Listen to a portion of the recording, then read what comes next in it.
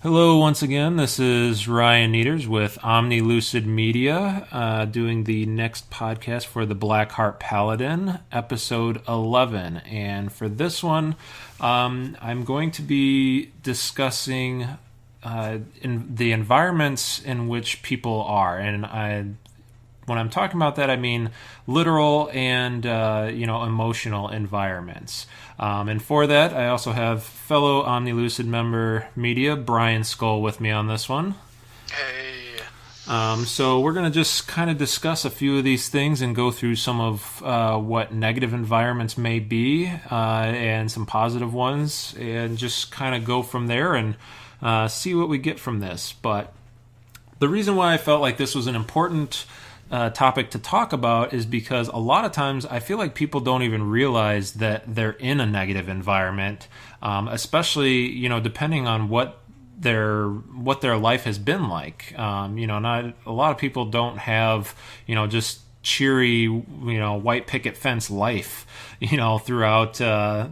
Throughout their lifetime. So, depending on what home life was like and family life and all that, a lot of people can be used to more of these negative environments. And then when you start bringing in the mental health aspects on top of that, it can be very hard to, realize that you're in a negative environment. And again, that can be whether it's a negative emotional environment, being from the type of people or the mindset that's around you, or it could just be the literal sense of you're just you live in a bad area, whether that's in a down south side of Chicago bad environment or whatever it may be. So I felt like this was an important one to discuss, just to kind of help people, maybe if they don't realize they're in that situation, help them realize it, and then just discuss kind of the differences,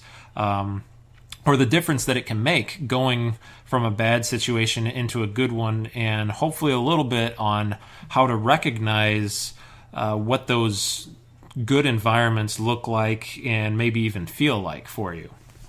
So to start it off, I wanted to start with talking about negative environments first. So for myself, the first one that came about with my PTSD, as anybody that's been listening knows, my PTSD started after being deployed, and it really came to bear a few months after I'd been back. So I was still in the military, and I was working out of the aid station since I was a medic, but the problem was that there was a lot of negativity coming from the aid station because we were kind of divided between line medics and the evac medics, because when we were deployed, the evacs, they all stayed back in the tent on the American base. They stayed in an air-conditioned tent. They almost never, if ever, put on even their body armor. They were never carrying rifles. They just weren't in the typical hostile environment. Basically, the only thing that they had to worry about was if the enemy would fire mortars into the base, which occasionally happened, but not very often.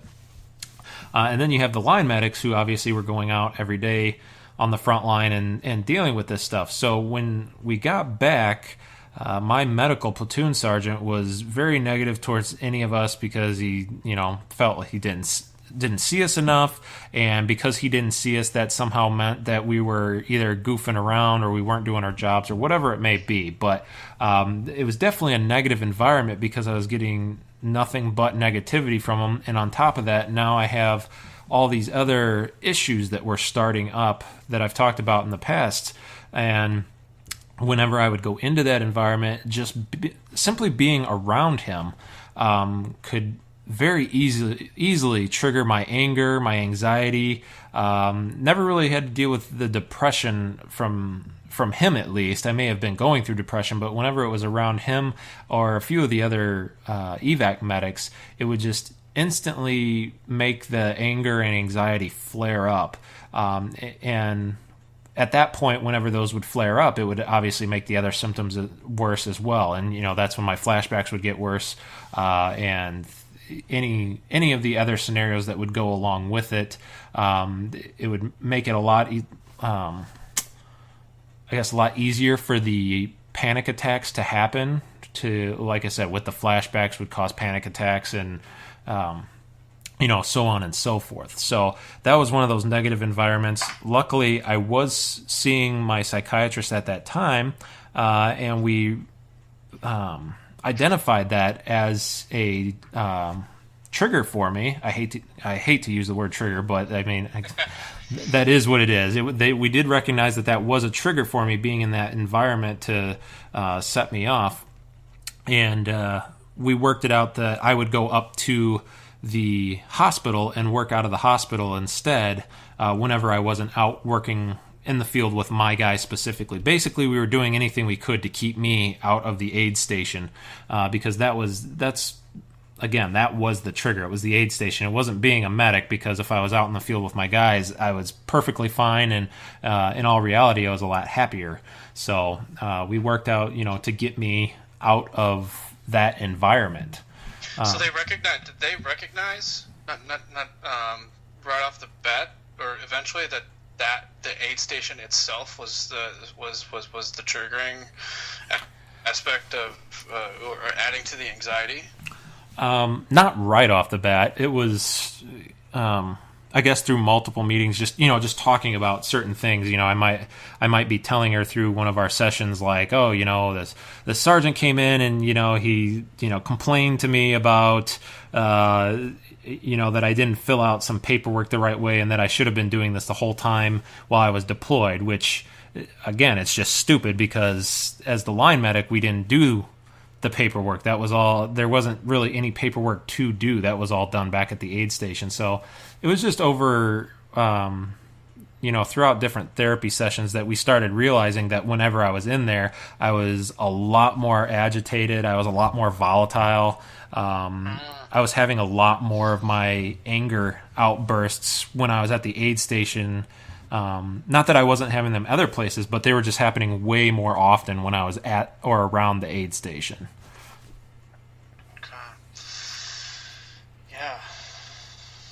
So that was at least one of my negative ones. But Brian, I'll let you talk about yours and kind of explain.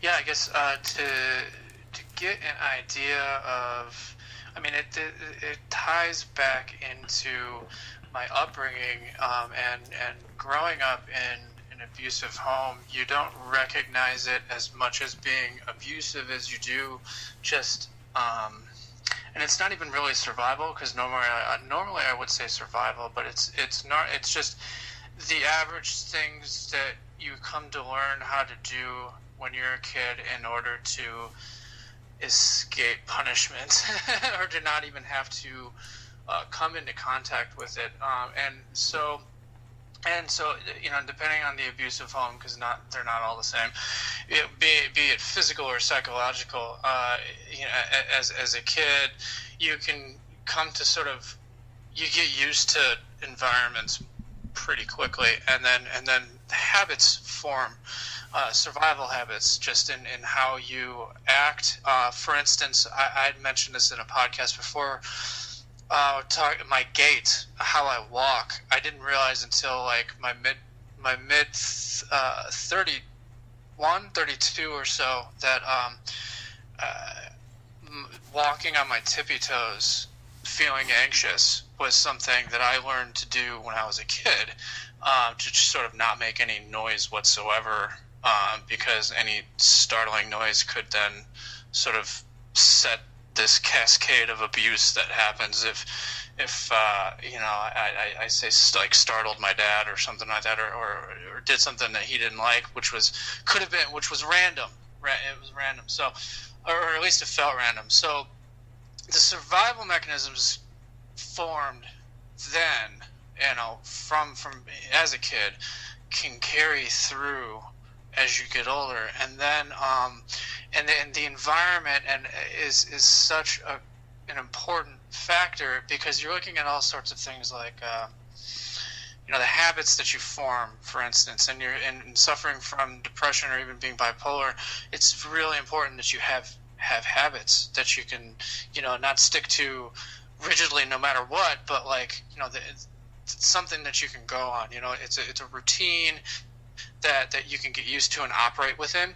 So what had happened for me was it was a few years ago, and Laura and I had decided to move to Michigan, and the deal was under a business deal with her family, and the deal was that we were going to live with her mother and her brother for a certain length of time before we could establish further down the road what we were going to need to branch off and expand. And the living situation went from something temporary to more permanent, and the transition was not anything that really took note of until obviously it was too late. But the relationships that started to become destructive in that we weren't getting along, and sometimes there's really no way to know you're not going to be able to get along with somebody until you live with them. And you're talking you weren't getting along with her family, not Laura, but you weren't getting along with her family. Yeah, her family. It was a combination of things. Some of them being conflict of personal living styles, and some of that, not to paint her family to be like all problematic or all bad. People live differently, right? And they do not live how we had lived, and nor were they. And where their fault came to be was inability to be compatible to the way that we live, or even understanding. So, like, her brother is a night owl, for instance. Everything for him had to be done way too late. For me, which was like, I got used to a schedule, for instance, and talking about sleep schedule, that's really important. And so the way he ate, his eating and sleeping schedule were completely different. And I didn't think that would have been a problem at first. When you're living with somebody who has that, and then you're trying to operate a business with somebody who has that, suddenly you're operating on a lack of sleep and not on the eating schedule that you've been used to for so long. And so it threw my routine off a lot. I wasn't getting the kind of exercise that I was usually getting. I didn't have the privacy I usually had. I always had people around me bothering me, because I was trying to get work done and painting done, and I'm used to painting by myself, and or if not by myself, then in a respectful, quiet environment. And there's always noise. There was always noise. There was always a TV blaring. There was always, it was just a different lifestyle.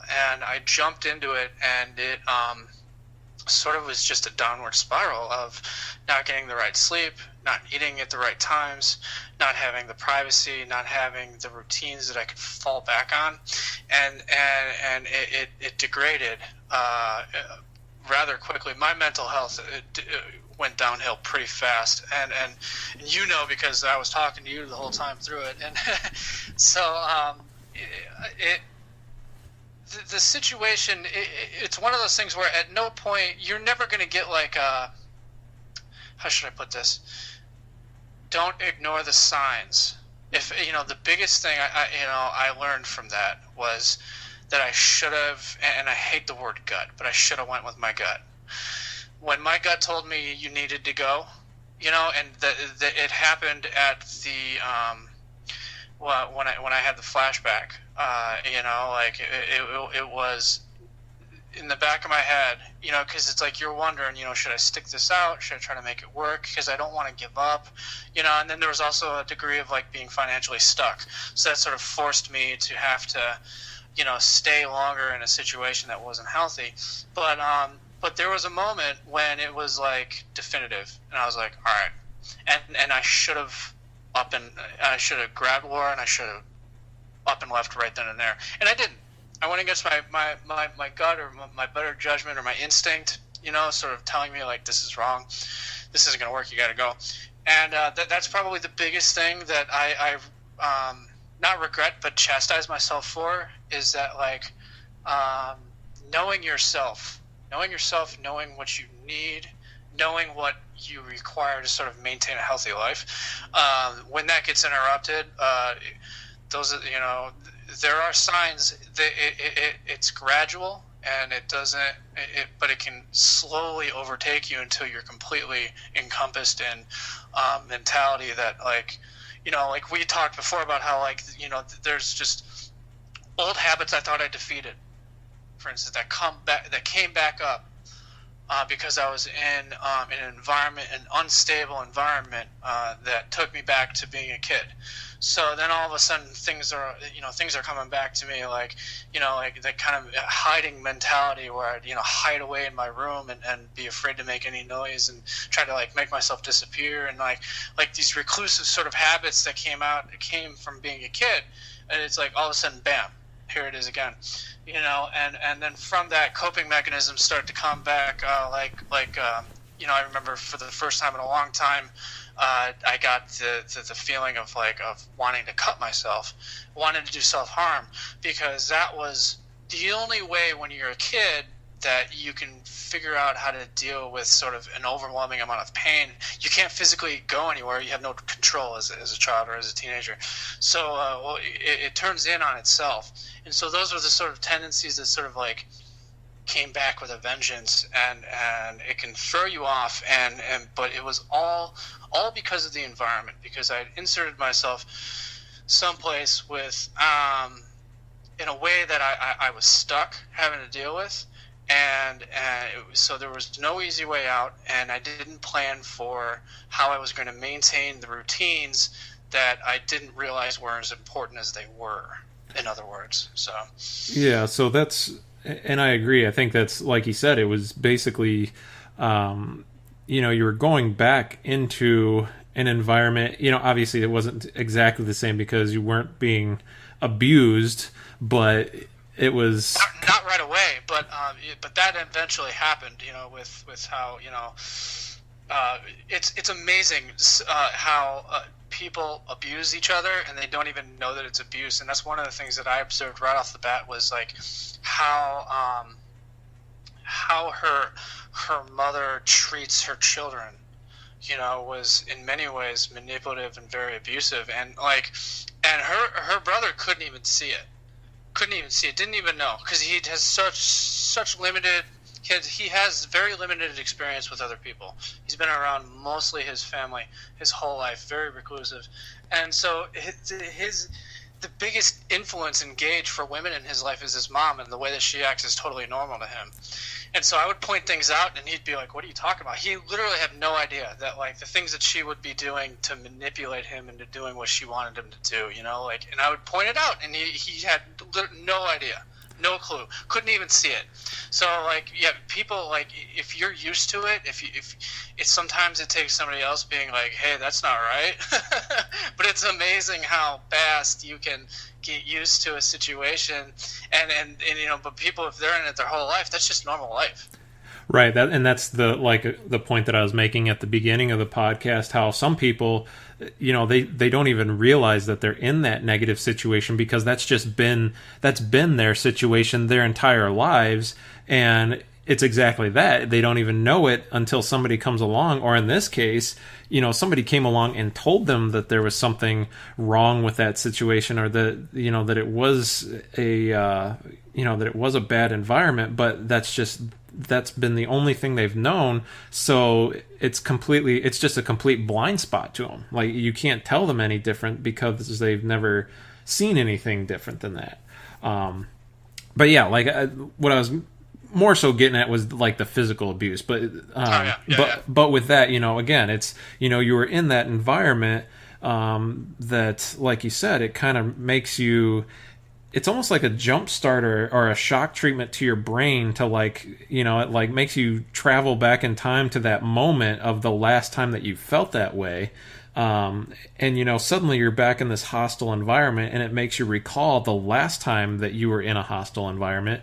And I feel like that's kind of the same thing, at least a little bit of it, like I said, with the aid station, because, when I was deployed, I was never in the aid station, but being there, it was, okay, now you're doing medical things again. So that would bring up the fact of, hey, now I'm remembering all the times that I was working on people and these, these horrible injuries and stuff. So it's it's not necessarily the exact same thing, but it's putting the same, I guess, mentality or emotion, or it's bringing out the same emotions in you, because it's powerful enough to make you recall those moments. And then when you recall those moments that are obviously painful and harmful to you, or at least to your psyche, then suddenly all those emotions and all those things can start coming back to you. Yeah, it's like an anchor point, yeah, definitely.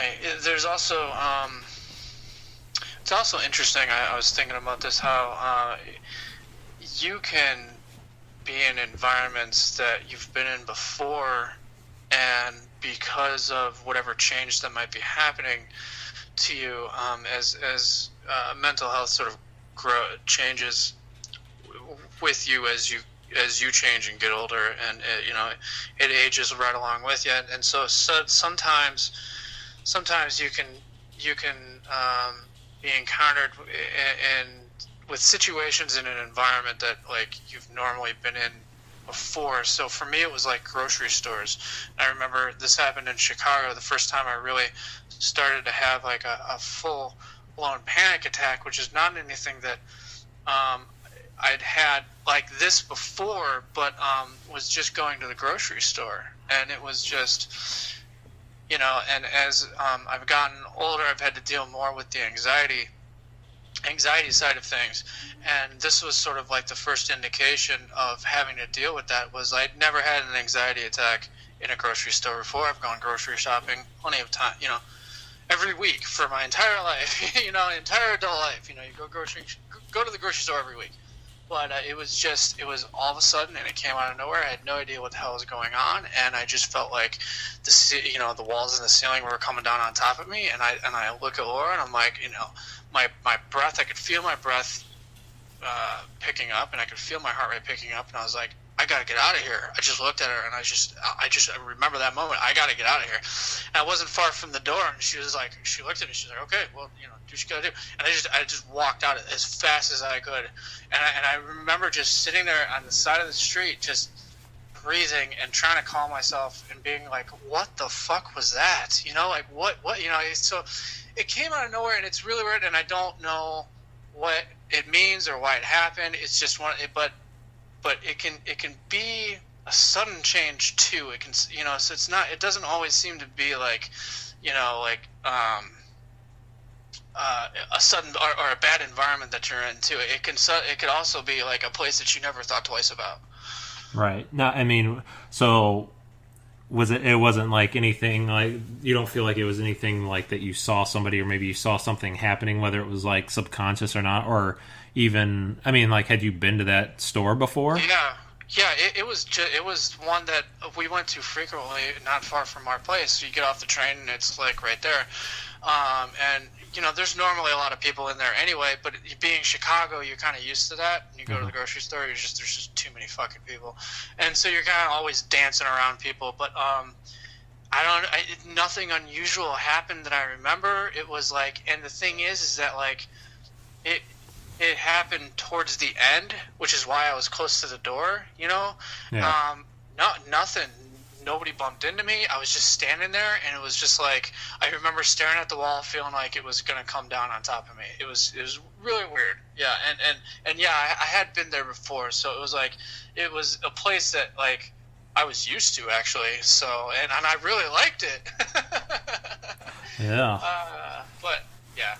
It'll probably come back to you one random day, and then suddenly you'll just be like, "Oh shit, that's why that happened." Yeah. Yeah. You did bring up something, and I don't know if does Laura happen to be sitting there with you? No, Oh, okay. She's out of town actually. Okay, because I was gonna say one of the things, and you can tell me if you think she would prefer us to not talk about it or not. But when you were talking about Laura's brother and how he just never known anything different from like his mom, and that was making me think of the story that you had told me. And this is getting more into like the friends environment and the people that you surround yourself with. But it was making me remember the story that you had told me when you and Laura had discussed the differences in your guys' friends. How you were how she was like surprised at how like our group of friends are compared to her friends. I don't know if she would be would be okay with us discussing that or. Oh yeah, no, it's fine. When and I think this is a lot of people though, and this is a lot of people that I've met too, where it's like, but in a relationship, you're kind of like, you kind of get thrown up against their friends, and hopefully it works out, right? That's sort of like one of the litmus tests of a relationship. It's like, well, let's see how you do, Yeah. And when I first met her, it was like.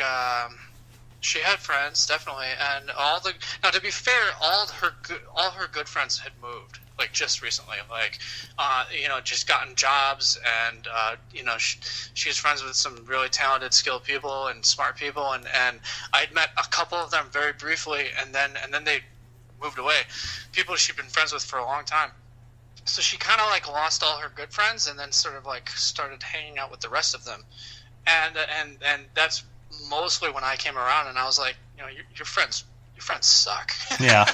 and she was like, what? She got really angry. She's like, what are you talking about? And I was like, well, yeah, most people would if you tell them, hey, your friends are horrible. Your friends are horrible. But the thing with that is that I was able to say it, and with having her see what good friends are like. Right.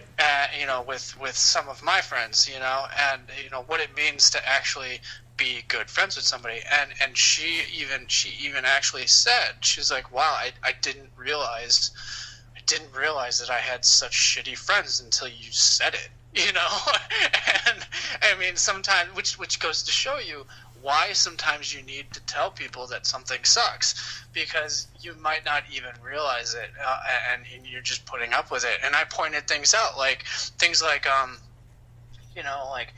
when your friends are only there for you to sort of aid in the drama instead of like stop the drama. Yeah, that's a good cue, so like she had been like, well, they were there for me when this happened and that happened, and I was like, were they there for you, or were they just around for the drama? Yeah, were they just there to hear a story that they could, was this their soap opera for the night, or however long it may have gone on for?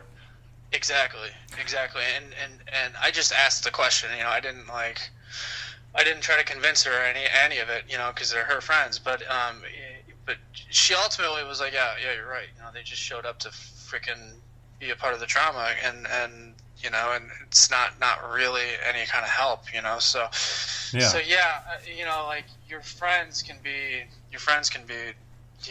really, really important to, as far as like, I mean, because we all need friends, right? But most people, I feel like, don't fully explore friendship or even relationships all that deeply. I don't know. Well, because you're trying to make friends, and you're not trying to insult one another or anything, because it's like, who's going to be friends with somebody if they're just like, oh, hey, by the way, that you really suck at doing this one thing, or hey, you should really change this thing about you. But that's actually, and that's a point that for anyone that listened to the relationships one that podcast that I did before this one, that was something that I forgot to mention on there, was a lot of times it seems, and this is just more of my personal thought on it, but a lot of times you can tell a good friendship, or at least I feel like I can, by the fact of my friends being able to call me on bullshit. If they, they can, I feel like you guys are pretty good, especially you, Brian. I feel like you're probably one of the better ones that if ever there's been something where either I'm saying or I'm doing where it's kind of like, no, I think I think that's bullshit. You're hiding this, or you're doing it for this reason, or, something like that. And it's not necessarily that, that your friends are going to go about it in a mean way. I mean, that right there might be even another indicator of, how they do that. I mean, if somebody's just calling you out on everything you're doing, and they're just, flat out like, hey, quit being such a dumbass. You're so stupid. You're doing this thing again. Most good friends, I feel like they'll still tell you what they need to tell you, but obviously in a better way. And obviously they'll recognize the times when they need to be a little more, I guess, aggressive or whatever about it. But I feel like there's a lot of people that have those friendships where it's just like nobody ever calls the other one out on anything they're doing, and it's one of those things where obviously you want your friends to agree with you, but not to just blindly agree with you. I mean, that's one of the unique things with us is the fact that we do all have our own opinions, and that we will call each other out, or we'll just flat out have a discussion, and it might just be like, no, sorry, I don't agree with that, or and then we'll sit there and go back and forth as to why. But I feel like there's a lot of people where it's just, hey, we're just going to both blindly go about agreeing with everything that the other person says, and that's going to give us this great friendship because, we never fight, we never argue. It's like, well, yeah, because neither one of you are ever saying what you're really thinking. You're never being real people to each other, or if you are, you're not. Yeah, I mean, this is how talking shit about people behind their back comes around, like where people have these friendships of convenience, where it just everything has to be convenient for there to be a friendship, and as soon as any obstacles come about, you're dropped. My sister does this; she can't keep a friend, and my dad did the same thing. It's like anybody who disagreed with him betrayed him. According to his perception, it was like they betrayed me. And he's got a long list of people who have betrayed him. And it's like at some point, I was talking about this with Jeff the other day, after the third time, it's you. Yeah. it's you. If you have a long list of people who have betrayed you, it's not them. It's not them at all. Yeah, and that's kind of, I mean, even keeping on subject as far as environments, when you get into that, that's basically that, you and your, quote unquote friends you're creating a false environment. I mean, it's a fake environment. It may seem like, hey, this is a good environment because we both agree, but it's basically it's built on lies, and it's just a fake environment all around. And then that's one of those things that just can easily all come crumbling down, like you said, at the first sign that somebody does argue or complain. That used to be that was something that I have done since, I would say maybe even middle school, definitely in high school. But, like my friends, if they would start a fight with somebody, I would always step back and be like, hey, it's a one-on-one fight. You started this, this was you really shouldn't have done that. But if you're going to go and fight this person, well, I'm not going to jump in, I'll step back and let you guys duke it out. I would step in if my friend was getting, beat, and it was just like, the other person, like, my friend's down and, they lost the fight and the other person's still trying to jump in and keep hurting them, then, then I would step in and just end it. But, as far as I was not the one where it was just like, oh, hey, you started some shit with this person because you felt like it and you expect me to just, jump in and defend it even if you're wrong. It's like, no, this is your thing, you need to realize that that this wasn't the right call and I don't agree with it type of thing. But yeah, that gets into the I guess you could call it tough love, but at the same time, it's sort of like, how do you foster a relationship that lasts? And that means things get difficult sometimes. But where I sort of draw the line, and like, I'm not out to dictate my friends' lives. I'm not out to take over their life, but I am out to sort of make sure that they aren't living their life full of contradictions, right?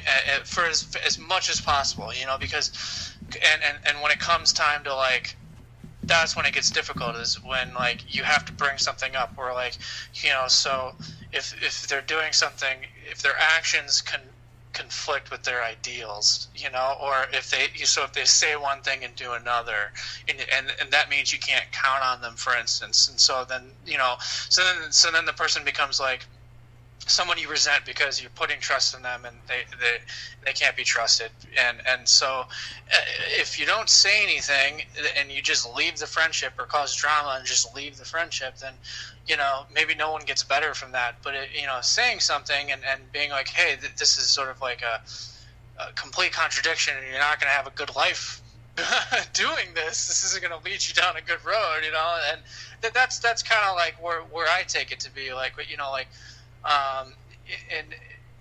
and so it's like when you get those toxic friendships where it's just people encouraging each other to do terrible shit, and that's sort of like, I think we've all been in that or had a friend like that where like, they're fun to be around, but it's dangerous. Yeah, it can be exciting, but it doesn't end well. Yeah, and that's one of those, obviously that's one of those that's a bad friendship environment when when you get into that group, and that might be the other thing too of, I feel like a lot of people, because they want to fit in, it's like, oh, well, I'm going to start hanging out with this group because I want friends and I want to fit in, but then I feel like people start to let their own values or thoughts on things go lax, because it's like, well, I want to fit in, so I guess I'm just going to go along with this, all the while not realizing, kind of the detriment that they're causing on themselves, whether it be mentally or depending on the situation. I mean, a physical. I mean, obviously, if you're hanging out with a group of people that are out like vandalizing cars or something, and then you all get arrested, it's like, okay, yeah, that's because you were hanging out with them, whether you were, vandalizing cars or not, you were with them, and now you're getting arrested just like them. So that is definitely, again, picking your environments. You want to make sure that you're in a good environment, and an environment that's good for you.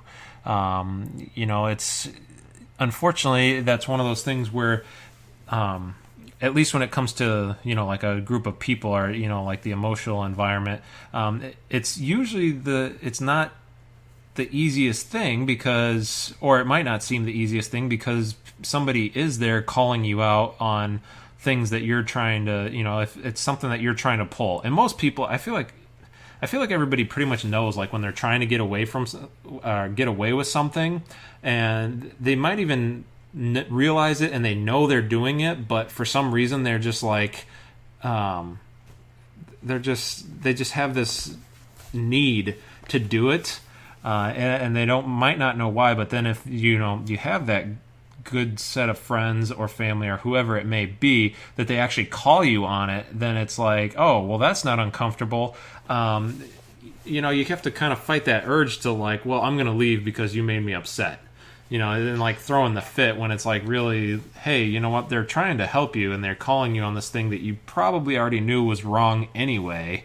That's actually a good sign if they're willing to do that for you, because they are willing to, look out for your well-being, even though they, I'm sure they realize too that it's going to be something that you don't necessarily like, or that you want to hear. Yeah, that makes me think. I don't remember where I heard this from, but conflict in relationships tend to happen from one of two origins. One, the person is acting in a way that you don't want them to act, or two, the person isn't acting in a way you expect them to, right? And so one of the two is usually going to be the problem, and then it's sort of like looking at yourself personally, like, okay, am I expecting something unreasonable of them, first off, and then two, are they or are they are they acting in a way that conflicts with my values, essentially, and so and those two lines can get blurred, I feel like, but what eliminates a lot of conflict for me is recognizing right off the bat in my friendships is to, like, am I not to expect things like from them that are unreasonable, or like, I think it can be so easy to be like, you expect people to just sort of know, or like communication can be really very difficult, and so like you hope that somebody picks up on something, like maybe some cue that you're throwing out, and you hope that they pick up on this cue, and they never do, and so you're expecting them to like be there in a way that they have absolutely no idea that you're expecting them to be there, because you haven't actually said it, and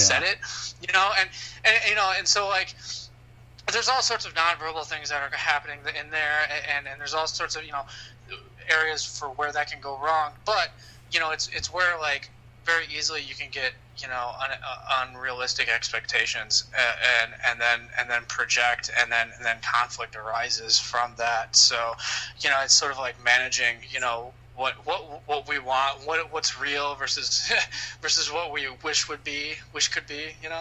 Yeah, I mean, Brian, me and you became friends, and you need to make my mental illness go away, like, now. So why haven't you done that yet? You're such an asshole because you haven't done that yet.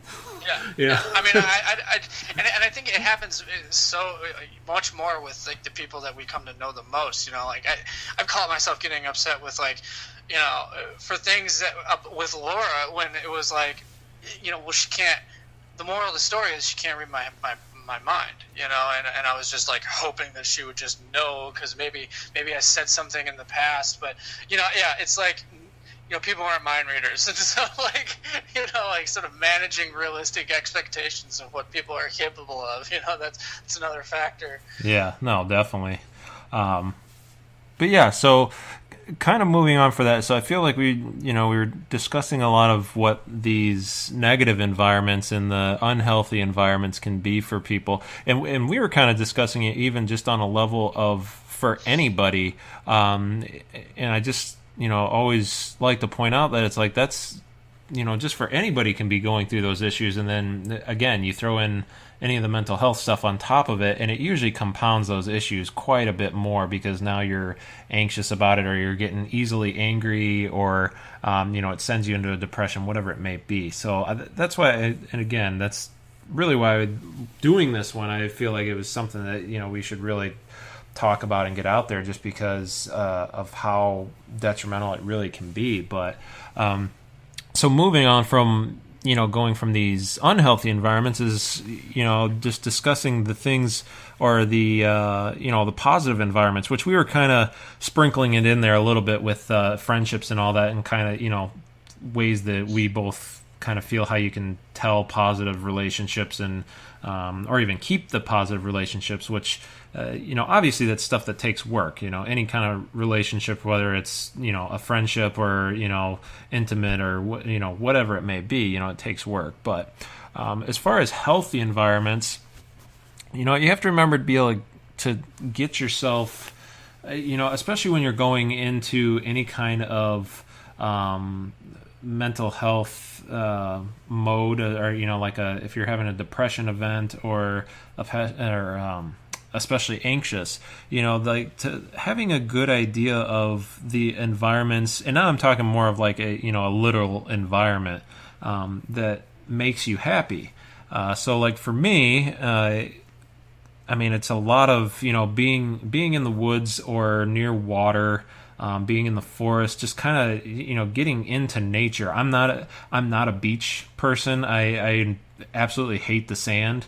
So I mean, like, the beach that's not one for me, but lots of people obviously love the beach. So if the beach is your thing, then getting yourself to the beach. Me personally, and kind of me and Brian, that we've been trying to keep our camping trips going, that we once a year we try and get at least one camping trip in, that we started a while ago, and then it kind of fell by the wayside, and now in the recent years we've been starting it up again. But that's just one of those things that it's definitely something that I look forward to, because it's the environment that I know that I'm it's very stress free for me, and it's very just it feels very healing to just sit out, and again, for me, being in the woods and just listening to wind blowing through leaves type of stuff, just that almost just that peaceful, serene moment. So I mean, and I feel like most people, they probably know what it is for them, and just realizing what they are and being able to get yourself to do that. It doesn't necessarily have to be like anything extravagant, but just like that, I mean, a camping trip is, fairly easy to pull off once a year, typically. Yeah. So, I mean... Yeah, and there have been studies that have shown that sleeping, not necessarily outside, but camping can help people with insomnia. Just being...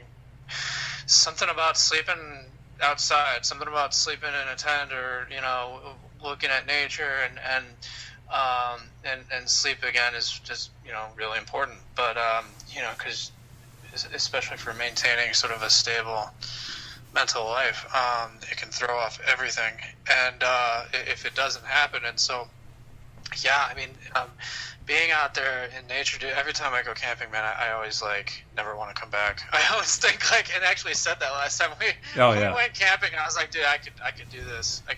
I want to take a whole summer and be like, all right, see you later. Yeah, take a year. Camping. We're gonna take a year off. Go walk into the woods somewhere, and we'll see what happens. But yeah, like you were saying with the sleeping thing, I mean, that's one thing I notice every single time we go camping, that first night I just sleep so peacefully that it's really hard to wake up the next morning. Like, I just want to just sit there and sleep, because I feel like it always seems like, oh my God, I haven't slept in years, and now I'm out here camping and out in nature, and suddenly it's just like, hey, I'm finally sleeping how I'm supposed to. Yeah, right. That's how it feels like. It's like I'm finally doing what I should be doing.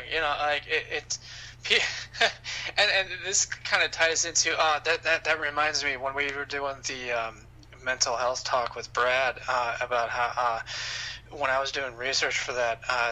Oh God, what artist? It doesn't matter.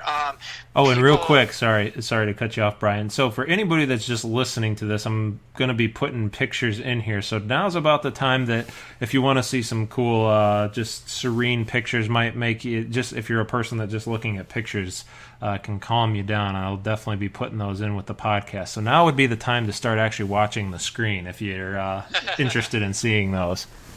Nice.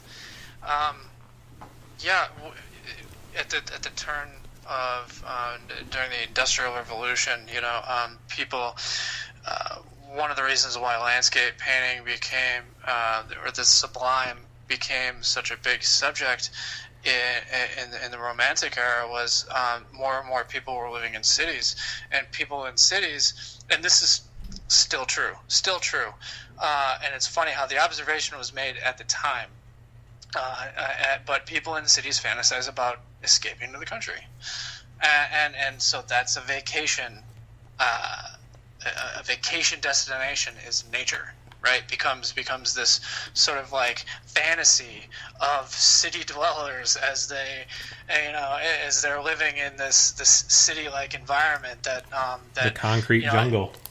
The concrete jungle, yeah, and so and I don't think it would have stuck around had there not been some truth to it of sort of like, the healing properties of getting away from whatever environment that you're in that you don't enjoy being in, and so like living in the city, you sort of get that sort of like city grind, like you're just grinding away, you're doing the city life, which is go, and that's kind of just the mentality of the city life. And if you've ever been to New York, that is embodied to the core in people, for instance.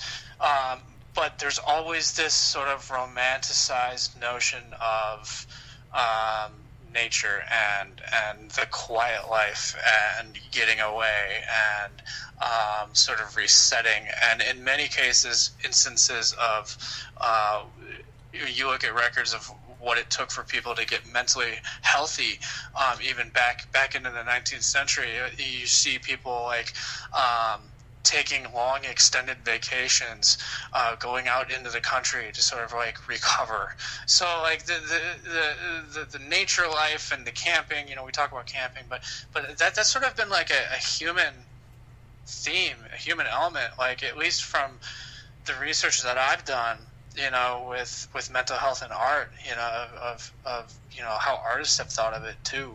It's just kind of interesting. Just a little side tangent there. Yeah, no, that actually is like when I was talking in previous podcasts, how I would say that one of the things that would help with my depression and anxiety and all that was just to get away from people and, to take my kayak out. And I wasn't actually camping, it was only for like a couple hours, but, just paddling out onto a lake out away where I couldn't hear any of the noise or hear any other people, just, again, getting out into nature. And I think, so anybody that hasn't read it, a book that I recently read is called Tribe by Sebastian Junger, and I love this book so much. I actually started sending it out to like all my friends. So I sent a copy to Brian and our friend Jeremy, who's been guesting on some of these as well, and I still have to send one to Matt. But I've been sending it to everybody because I just absolutely loved everything that was said in this book, and it's a short read, so I would I'm almost done with it. I would definitely suggest anybody to read it. It is a short read. I think it's less than 300 pages. It's pretty short. Oh, yeah. But he talks about that so perfectly about why people get depressed in these big cities and how people were happier when they were. Now, and he's comparing it to like Indian tribes and all this, but just how people were happier when they were out in nature and they were living in these smaller groups and all this stuff. But just the differences in environment from what it used to be to now being in these big cities and being everybody cramped on top of each other, and you live in this giant city with hundreds of thousands, maybe 1 million people, and in a city, and you feel absolutely lost, even though you have 1 million people around you, and you still feel absolutely alone just because of what it's become. So, being alone in a crowd of people, and a new phenomenon as far as human nature goes, which is really amazing, because going back to speaking to environments, that's never an emotional state or a mentality that humanity ever had to deal with until big cities came about. Because people have been living in cities for a lot longer than they originally thought. Humans have been congregating out of necessity for survival. But the agricultural revolution, some 6,000, more than 6,000 years ago. But there's some places where we've been able to study where they've come about that.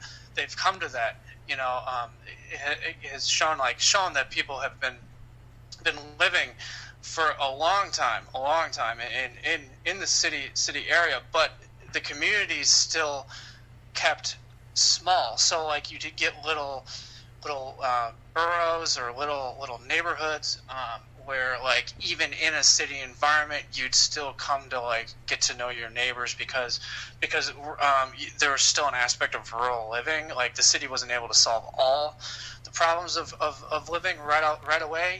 Like plumbing was always an issue, and fresh water was always an issue, and things weren't nearly as convenient. But as things become more convenient, obviously the struggle becomes lessened, and then that gives rise to, and I think he mentions that in the book even, more of a tendency towards isolation, and inside of a big city where it's like, oh, that was the other thing I was going to mention. It's really interesting being in a city. You start to have your routes, and as you go on your routes, you start to encounter people that you see who are on the same kind of time frame as you are. Yeah, your fellow route mates. Exactly. And you might not ever say anything to this person or these people. And I remember having them over the years, and you live your life alongside these people for years of your life, and you never know them. You never, like sometimes, and I would sit there and I would watch people, and it's like sometimes you'd see that you could tell they were having a bad day, or you could see that or they were running late, or you get little cues about their life just by way of exposure. But But I found that to be such a strange phenomenon, to be like expecting to see certain faces every day on my route, but never getting to know them. Yeah, seeing the so same weird. stranger every day. That's that's gotta be weird. And then one day you just stop seeing them. And did they die? Did they move? Yeah. Did something drastic happen? You have no idea, and you just keep going, and you come to, you just make up little stories about them in your head. But like, yeah, it is a strange phenomenon. I feel like everyone should probably know what that feels like, because it's so weird. But it definitely toughens you up, I'd say. Just being exposed to that many people every day, it really makes for callous sort of, we were talking about that with Matt, where it was just like, this guy's like dying next to him on the bus, and it's like, oh, please don't die, please don't die on the bus, I have to get to work, and you find yourself thinking these things that you would never think about humanity ever. You would never think, like, I really, why can't that guy go commit suicide somewhere else? Why does he have to jump in front of my train? That's a terrible thought to have, but you're late to work, and everyone's having it. Everyone's thinking it. It's like, don't do it. When really we should be like, oh my God, somebody in our community wants to kill themselves. We should address it. That's the normal response. Is like, is compassion. But being overstimulated with people, you start to you can't have compassion for that many people. You're just like, get out of my way. I don't care if you're dying of a heart attack. I need to get to work. And it's kind of like it really grates on you. If you're sensitive to those kinds of things, it can really wear. Oh yeah, I mean, I could, with that, it's just kind of just the fact of, because in the moment, it's probably not going to weigh on you or anything, but later on in the day, when you finally have a moment, it's kind of like, oh my God, like, this guy just died on a bus that I was on, like right next to me. This guy died, and at the moment you're just like, oh God, come on, I got to get to work. I don't have time for this. But then later on you get home, and then it's like, oh, like holy shit, this person died. Like they're gone. So it's kind of one of those. Yeah, well, I think you said it pretty well. It's just going to weigh on you and really get at you. But yeah, we were moving on to more positive. Yes, positive environments. But yeah, like I said, getting yourself into those positive environments. As far as we were talking about, like that with like camping or just whatever it may be. Something that improves your mood and elevates your mood. But there's also. So, I mean, that's kind of like the quick fix, like going camping or, going to the beach if that's your thing, or, whatever it may be. But you also want to, you have to take care of yourself. That's, you hear that saying all the time, take care of yourself because nobody else will.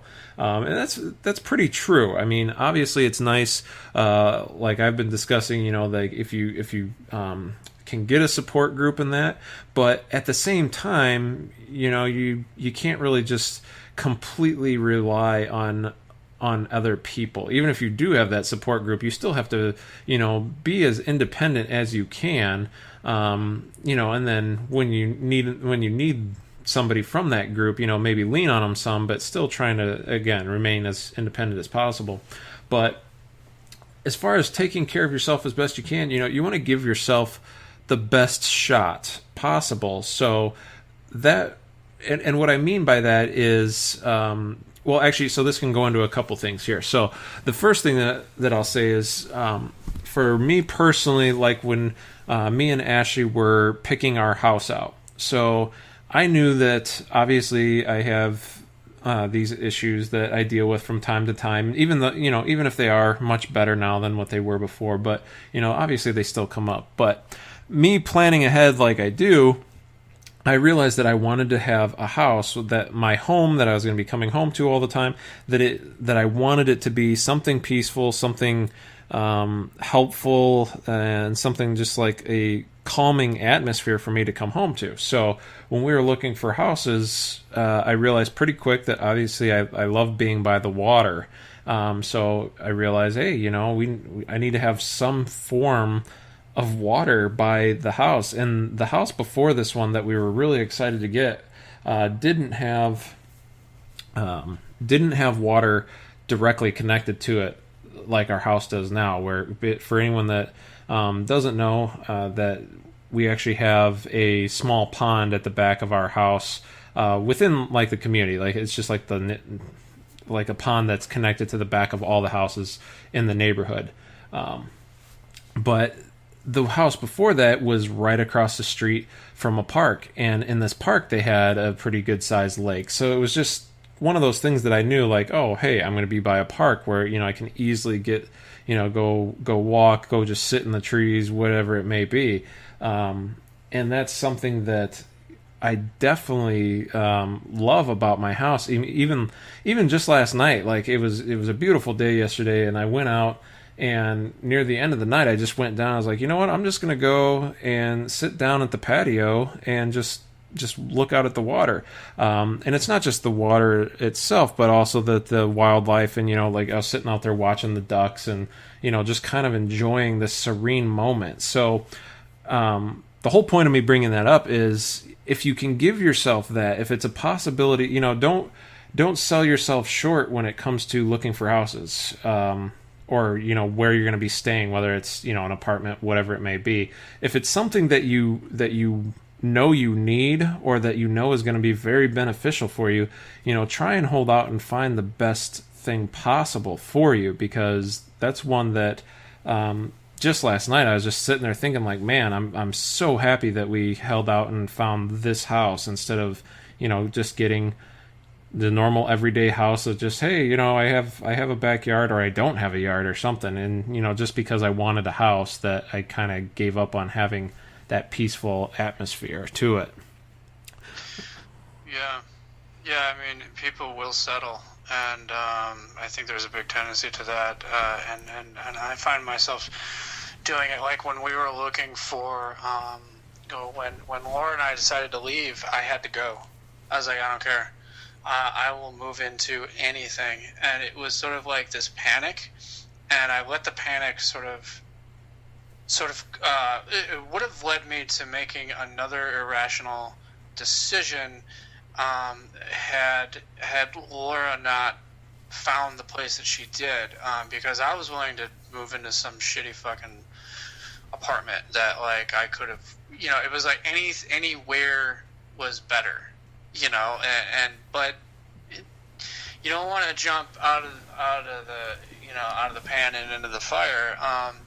So like you said, it ties back into kind of sitting down and figuring out what it is that you need, and then trying to match that as well as possible with an environment. And so not to reiterate all that you said, because you said it well. It's good to have things around that you really need. Like with the lake, for instance. I grew up next to Lake Michigan.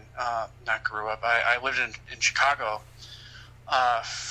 next to Lake Michigan, and I saw the lake almost every day. I loved it, and I didn't realize it was something I was going to miss as much as I did until I didn't have it on a regular basis. And so, yeah, that is important. But the other thing too is sort of like other environments, like social environments.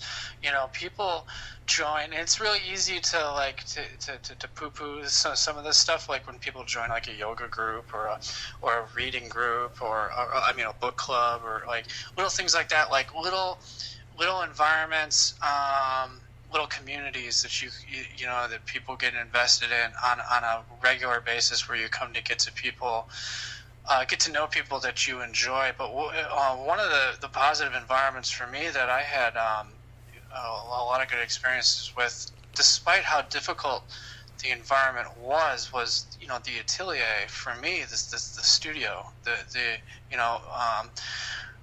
aside from all the difficulties of learning, and that's its own struggle. And that really aided into the environment being such a positive thing, because it was a group of people all striving towards the same thing, which is to be as best as they could, the best possible artist that they could be.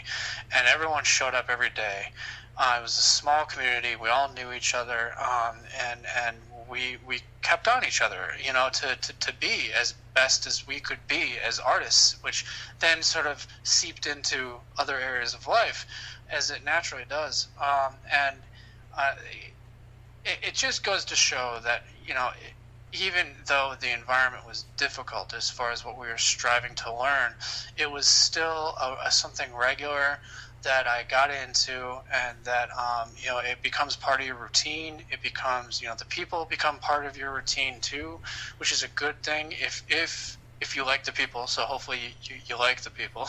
Yeah. But you're not going to like everybody, and that's fine, but you can take advantage of that too. You can I have found, and this is what it's like in my work situation right now. There's a woman that we have different ideals and different politics. She's completely on a spectrum that I think I completely disagree with. But we both acknowledge that. And so that's a basis for us to joke. We can joke about that, and it can relieve the tension by just pointing that out right away. And that prevents us from tearing, viciously going at each other's throats because we disagree over some ideology or some politic, and it otherwise turns something that could be destructive into an environment that you don't dread going to because there's this person who you always fight with. So you could take advantage of that too. But yeah, the studio for me was an environment that I really missed after I left, and have been trying to hoping to foster again because of just how good it is for artists and creativity, and so yeah, that's just a good example, I think, of a good positive environment. You're all working and striving towards something very similar. You all have some thing that you can relate to, and for us it was art, and so we could always, whether we disagreed vehemently and had an argument over something or not, at the end of the day we could get together and drool over a painting, and it didn't matter, nothing else mattered. So Yeah, well, and I think that was you kind of started to go right into the next little point. As a nice little segue with the working environment, which is something that I obviously wanted to talk about as well, because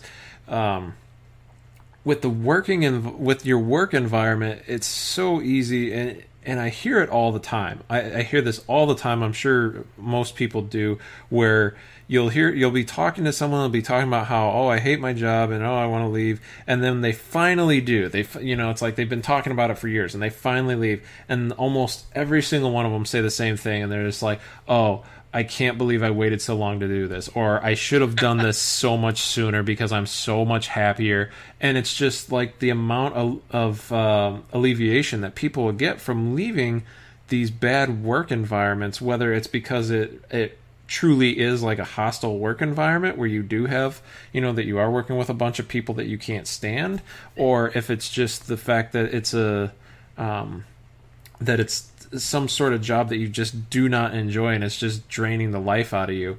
It's one of those things and I understand that, not everybody has, the best of choices of to where to work in that. And, and I'm not saying, there's nothing wrong with, working to support yourself and, feed your family or any of that. But if you do have the option, I guess this is more pointed towards that if you do have the option to go somewhere else that would make you happy, then you should definitely do that. Don't sit in these work environments that are just making you miserable 24, well, I shouldn't say 24/7, but 8 hours a day every single day, because they say all the time, you see the people that you work with more than you see your own family. You spend so much of your day with the people you work with and at this job that if at all possible you should do what you love and what you want to do. But there's definitely, obviously there's hostile work environment, or negative work environments and positive ones. And what I was actually thinking of, Brian, when you started talking about the current job, is like all the times that you've told me about working at the I still forget the name of it, but the building in Chicago that you worked at, because not only was it that you always talk about how you enjoyed it because you were building things, but also you would always tell me about kind of like the community atmosphere of that building. And and it was a huge building, so I mean, I don't even know how many tenants were there, but it always seemed like that whole building, like everybody knew each other, and like that one building was its own little community. Definitely. It was the EBA, Edgewater Beach apartments, but they weren't really apartments, they're condos. It was a co-op, and it was, and I found this out really just over the years working there. In Chicago, I think people really tend to live in these bigger buildings. Well, with a co-op, you get more personal involvement of the people because it requires a board and a bunch of and so the community of the people who live in there are also, some of them are also serving on the board, and that sort of dictates what direction the community goes in as far as where they invest their money and the improvements that happen to the building, which then affect the quality of life of the residents. And so people who have a vested interest to stick their fingers into the business of the building, which then created a community that unlike other buildings that aren't co-ops, you wouldn't normally get.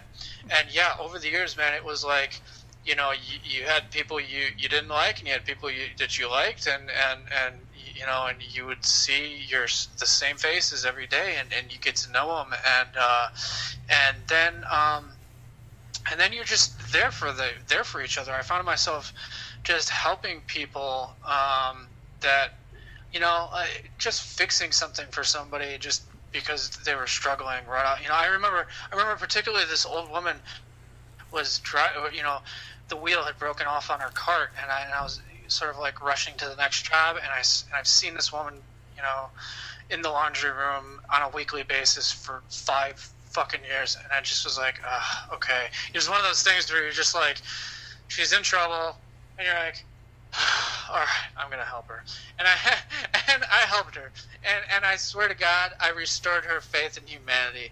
The way that she thanked me was like, dear God, like people had been ignoring her, and a lot of people do. Everybody ignores everybody in a city, and it was just like the sudden acknowledgement of somebody just, who I've seen on a regular basis, just helping, all of a sudden it was just like the greatest thing ever. And I made this woman's probably week, for how excited she was that I just helped her with the stupid wheel. Took 2 seconds. So it was one of the, I found myself being inadvertently sort of attached to this community of people who, a lot of people over the years, you've been in hundreds of people's homes. And so you kind of like, you've seen where they live and how they live, and that kind of brought me in a unique situation where you're working with people and their habits, their living habits, and they're sort of trusting in you to be able to make something for them that helps them live life, and yeah, so that was rewarding, and in many ways that I came to miss that I wouldn't think I would miss. Well, I mean, that was that I obviously recognize that was just such a unique situation for you all around. Like it's still kind of like even a little strange to me, and it's probably just because I've never really been in that situation. But I mean, just in the times even after you and Laura had moved out to Michigan, and like when you've come back and you've done stuff in Chicago, and it's just like, you'll tell me like, oh, hey, I'm staying at this guy's house, back out at the BPA, and, he's letting me stay here. And it's one of those just like weird things like, oh, because, yeah, you worked there and you saw these people on a daily basis. And I mean, like the one time when you were installing the painting, or the painting? Painting into the bathroom, and it was just like the guy wasn't there. He was out of town or whatever. He was just like, yeah, sure, just come stay in my house for a weekend, and if you can just install that while you're here, it's cool. Have your friends over, whatever. I don't care. Yeah. It was just so weird to me that, like, especially in the city. I think maybe that's why it's even more weird to me, is because there's that kind of a community and that kind of an environment in the city, and not just in the city, but all contained like within that one building. It's just strange. Sometimes it is, and it's when I think of going home in Chicago, in the city proper, I think of the EBA, and I could get on the phone right now and call a number of people living in that building and tell them I was coming into town and I needed a place to stay, and they'd be like, yeah, sure. I could tell them I was moving and I needed help, and they'd be like, sure, whatever. You know what I mean? So it's like, I could get on the phone, and I could probably even get a job again. Like, I could probably get on the phone right now, and it's like that's how strong the network became among people, among us who are there, is that, like, I didn't even fucking live in the building, but I was there every day making it better. We used to joke around. I was like, every project we do, I make the building lighter, because we just tear down all these old walls. But it was really, really unique, and improving the building played a big role too, and just wanting to make some place a better place for people. But that definitely seemed like a quite the amazing work environment, and obviously you made a lot of long-lasting friendships out of it, so that would definitely be a positive work environment. And that's even like us, like when we first met, even like at GameStop, it's like like that was such a, not necessarily because, not to get down on Lori about it, but like even like GameStop, it's like, even though like Lori was there and she was the boss, and it was kind of like the usual, like, quit horsing around and do this, do that, even still, because all of us and all of our friends worked there, it was such a positive work environment, because every single day you came in, and it was just like, oh, cool, who am I working with today? All right. And it was, it was always one of your friends. It was kind of funny, because it's like, which friend am I working with today? More so than, boy, I hope I'm not working with, Steve, or I hope I'm not working with John. It's just like, oh, who am I working with today? Hey, I'm working with Steve. Cool. Oh, no, hey, I'm working with John. All right. It's just every single day you were working with a friend. It just might be a different friend each day. Yeah, and that it goes to show you that, like, it's oftentimes it's not necessarily the job. It's the people at the job, and that people end up quitting because they don't want to deal with somebody. They can handle doing the action of the job. I learned that with managing Blockbuster, which was like, there were like two or three people that two people especially that I really enjoyed working with, and everyone else was just like, yeah, okay, whatever. But the fact that I hate customer service and I hate dealing with, like, working with the public, it made it more stressful. And the times that I really enjoyed working there was when I was working with somebody who I liked hanging out with, because you'd get a customer who would walk in and they'd raise hell, and it would suck. But then as soon as they left, you could joke around about it with the person who you enjoyed working with your friend, right? You could joke. It's like with GameStop, dude. It's like, I hate retail. I hate, like, selling people video games. Yeah, it sounds like it could be fun, but it's really not. And there's just a lot of inventory, a lot of counting. Like, it's a boring, stupid job, and you happen to just be around video games. Okay. So, but you're not around your friends. If it weren't for the fact that we were all friends, I wouldn't have stayed at that job half as long as I did.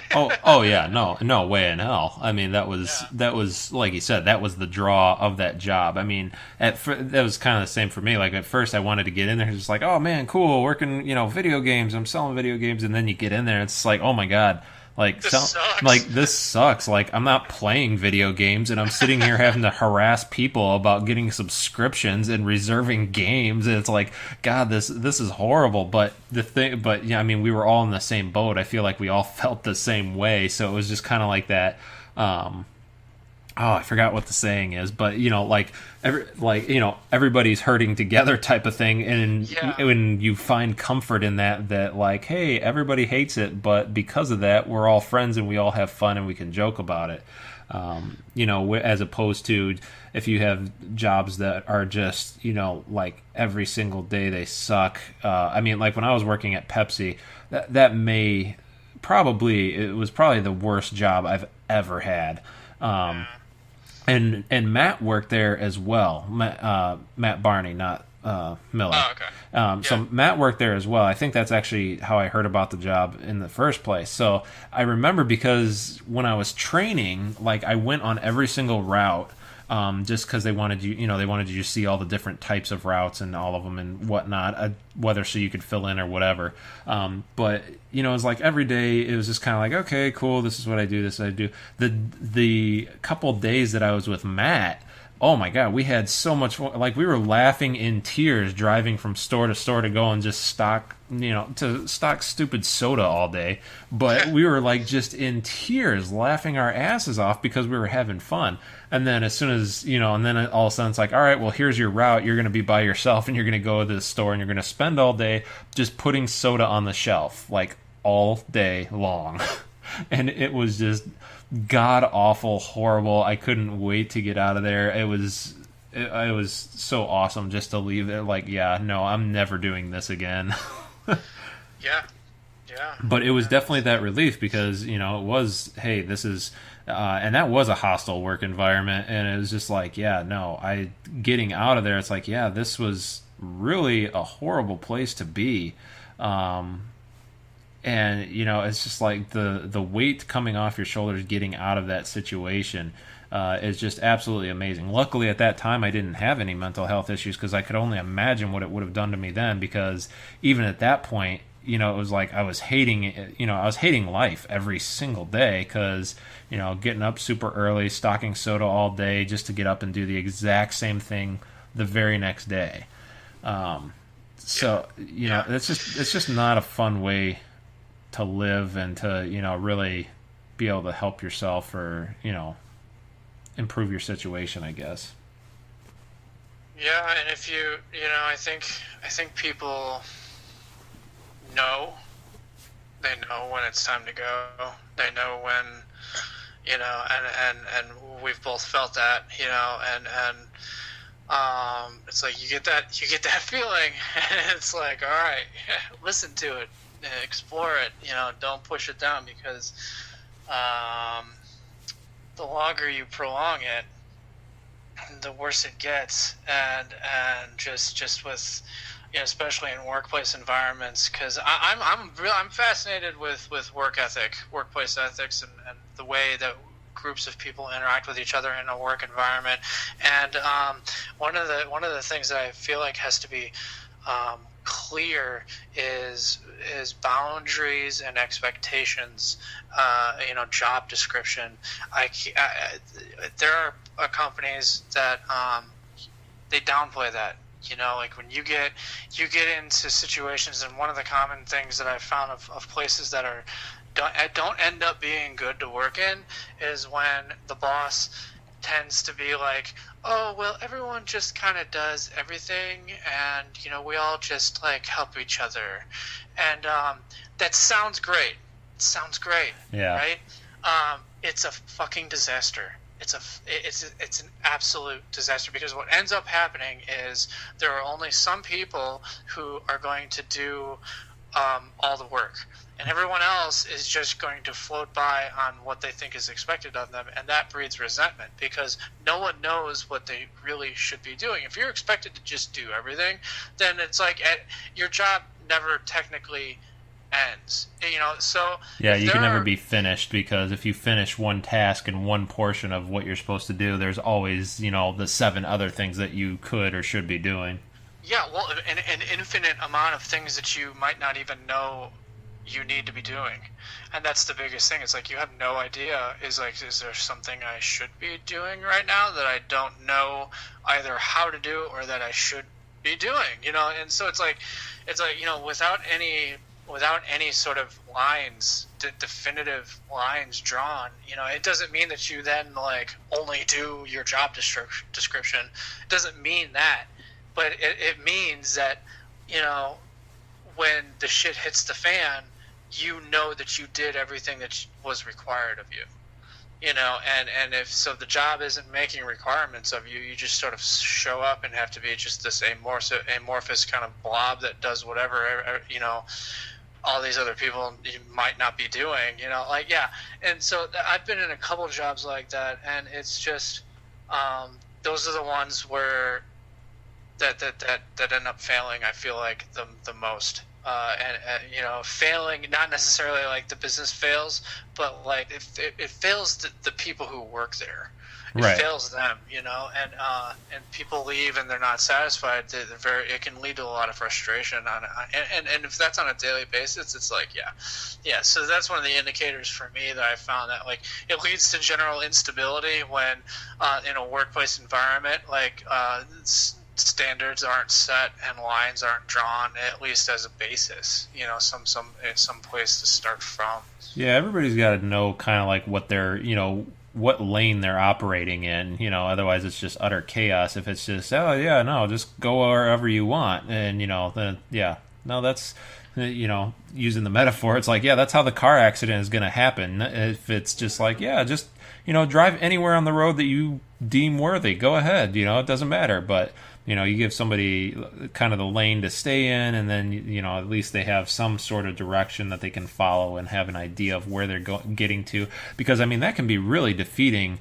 If it is like that, it's going to be really defeating if your job is never really done, because you can't ever get a sense of accomplishment. And you have to have a sense of accomplishment in order for it to be, in order for you to get any kind of satisfaction out of it. If it's just like a never-ending thing, it's like, oh, well, now I don't get any or I'm not accomplishing anything. I'm just here, it's like, hey, I'm just here hitting this rock with a hammer all day, every day. It's not doing anything. I'm just doing it to waste time, basically, but you're going to give me money for it, so what the hell? Yeah. It's not gonna, like you said, it's just not gonna breed good emotions from you. You are going to get the resentment from coworkers, and again, you get into that unhealthy work environment, which you obviously want to stay away from. So, sometimes you just have to really make sure that what you're going for, what you're aiming for, is something that you are going to enjoy.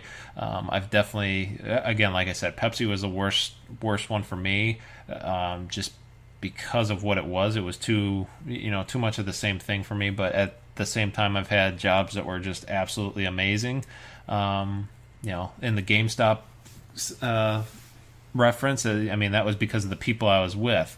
Other jobs, being a vet tech, and that, being a vet tech was highly satisfying because, I was helping animals every day, so it's just, you have to find the things that you can take enjoyment and be getting something out of it, especially when you're spending so much of your time in your day doing. But yeah, I feel like that's pretty much all the environments that we could cover. So I guess just as far as closing remarks, be aware of what you're looking for. Be aware of what the good things are that you need in your life, especially if you're, dealing with the mental health. Really lock in on the things that help you most as you're dealing with it. Like I said, for me personally, being by water and wildlife and all that, I mean, that's really helpful to me. So, in your own life, definitely figure out what that is, what you really want or need.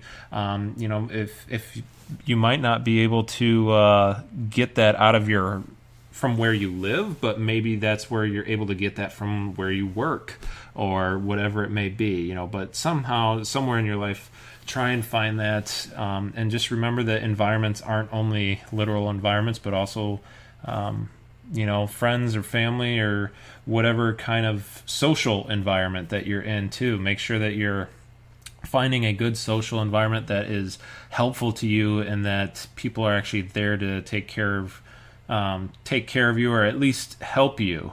You know, you don't want to. I don't feel like too many people just want to be completely taken care of, but you know, if you need someone to lean on, it's nice to have that security there of having a good group of friends or, you know, family members, coworkers, whatever it may be. Yeah, because even if, you know, it's sort of like this build-up effect, because like knowing you have people who are there for you, you can. That in itself is something that you can rely on, and so they're sort of like helping you, even though they're not really helping you at the moment.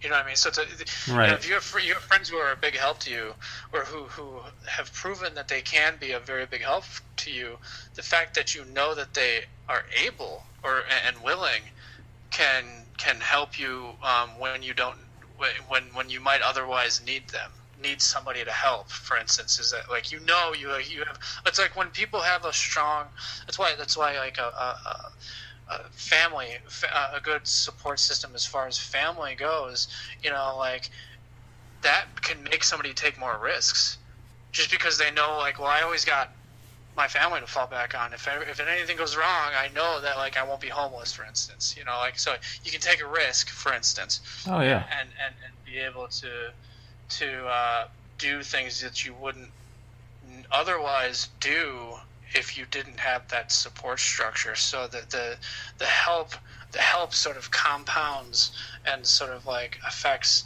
in areas that you wouldn't be able to predict, just the fact that it's there.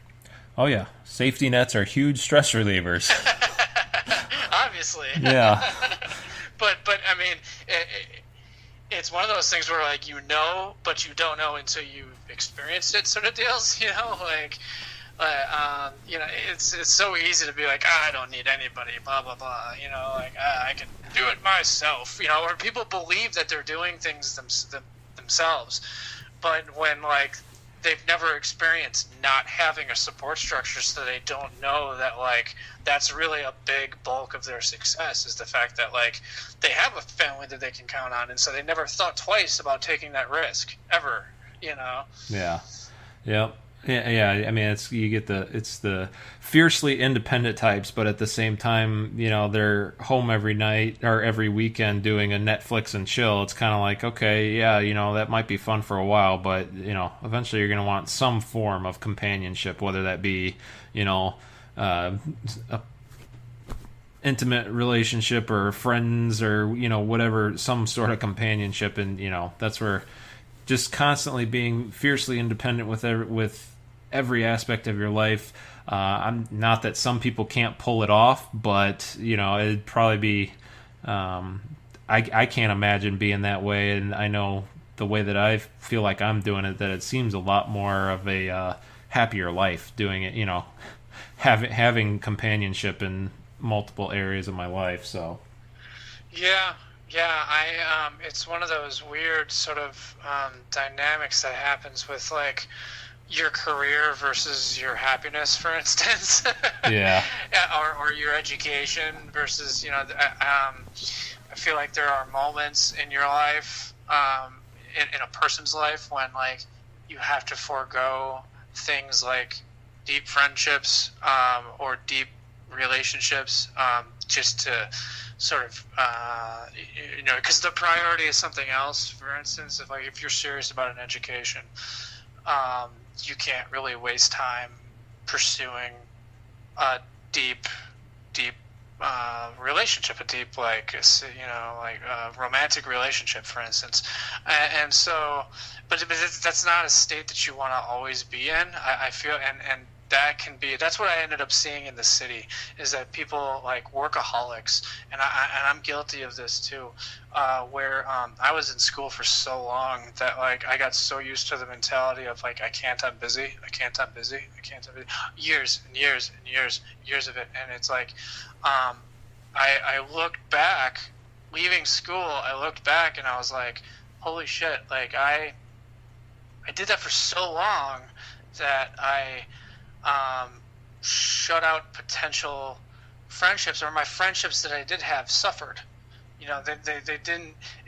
I wasn't able to foster friendships, the friendships that, you know, even like for instance, just with us. You know, like I wasn't able to foster them, like because I was so busy just constantly working 2 jobs, going to school, blah, blah, blah. So, and people do that their whole lives. They're just workaholics, and they're always working, always.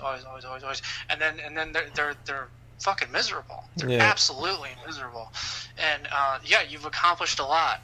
Great, but you hate yourself. So like, what would you rather have? You know, like you gotta pick your demons, you know, like you might not accomplish as much in life, by not working constantly, but then you're also going to have some happiness and some fulfilling relationships too. So like, I don't think it's not good to stay in this constant state. You know, you got to pick and choose. You know, I'm going into this education thing to learn as much as I can for this length of time, and then I'm out. You know, for instance. You know, so yeah. Yeah. yeah. It's just life experience, you know, that you come to, you know, you learn after the fact when it's too late, you know. So it's with some of these things, because it's so easy to get, like, for me it's like, you know, easily get obsessive, you know, with it, and it's like, okay, it's I gotta become the best, blah blah blah blah blah blah blah, you know, and go, and then like you don't really know anybody.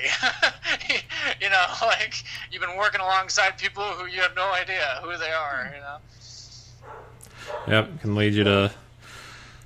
Well, I mean, it's everyone's choice, obviously, but you know, talking about trying to pick the best environment for you. I mean, if the workaholic environment is what makes you happy, then you know, by no means, don't let me or Brian tell you not to do it if that's what you truly want and what's gonna, you know, be the best thing for you. But just to really take a step back and look at it and make sure that is in fact what you know, what you want.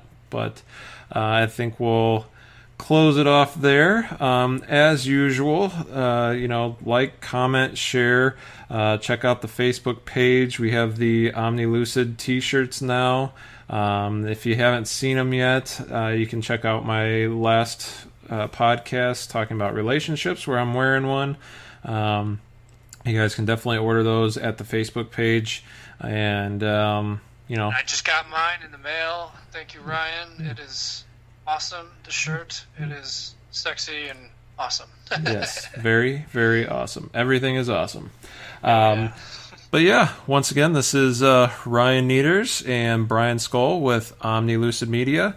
And definitely go and check out Brian's podcast, Brian Skol on YouTube, or you can also check it, you know, find the links through the Facebook page, as well as Matt Miller or Beard Plays, as he goes by, on YouTube. So until next time, as always, be excellent to one another, and I'll talk to you later. Later.